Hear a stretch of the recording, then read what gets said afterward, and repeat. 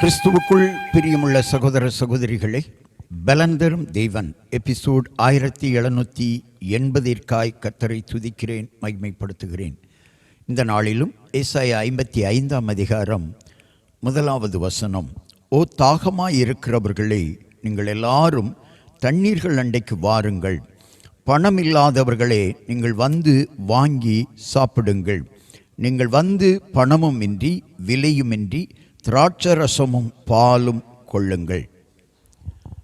ஆண்டவர் இன்றைக்கு வெறுமையாயிருக்கிறவர்கள் அல்லது ஏதோ ஒரு நற்காரியத்திலே வாஞ்சையாயிருக்கிறவர்கள் அல்லது ஆத்தும தாகமாய் இருக்கிறவர்கள் எல்லாரையும் அழைக்கிறார்.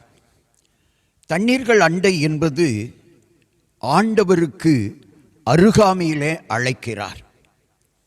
நீங்கள் என்னிடத்தில் வாருங்கள், நான் உங்களுக்கு இலவசமாக உணவு தருவேன், வேலை தருவேன், உங்கள் தேவைகளை எல்லாம் சந்திப்பதற்கு உதவி செய்வேன்.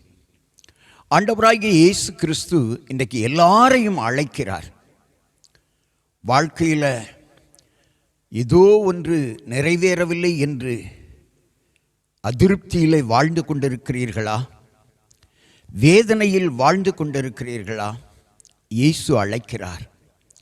உங்கள் தாகத்தை தணிப்பதற்கு, உங்கள் தாகத்தை தீர்த்து வைப்பதற்கு ஆண்டவர் உங்களை அழைக்கிறார். நீங்கள் வாருங்கள், இலவசமாக ஆசீர்வாதத்தை பெற்றுக்கொள்வீர்கள்.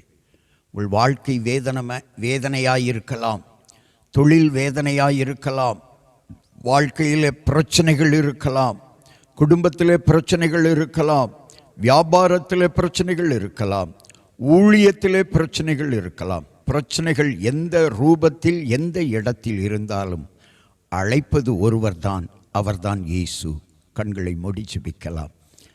எங்களை நேசிக்கிற நல்ல தகப்பனே, இன்றைக்கு யார் யார் வேதனையோடு தவித்து கொண்டிருக்கிறார்களோ, வாழ்க்கை வாழ்வதற்கு முடியாமல் தவித்து கொண்டிருக்கிறார்களோ, தொழில்களை வியாபாரத்தை நடத்த முடியாமல் தவித்து கொண்டிருக்கிறார்களோ, அவர்கள் எல்லாரையும் அழைக்கிற இயேசுவிடத்தில் வருவீர்களானால் அவர் உங்கள் தாகத்தை தீர்த்து வைப்பார், உங்கள் வாஞ்சையை நிறைவேற்றுவார், உங்கள் விருப்பத்தை நிறைவேற்றுவார். நீங்கள் என்ன விரும்புகிறீர்களோ, நீங்கள் விரும்புகிற காரியத்தை இயேசு உங்களுக்கு செய்து கொடுப்பார். ஆண்டவரிடத்தில் வருவீர்களா? சகோதரனே, சகோதரியே, இயேசு அழைக்கிறார்.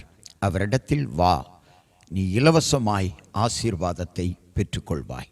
இயேசு கிறிஸ்துவின் நாமத்தில் ஜெபிக்கிறேன் பிதாவே, ஆமென்.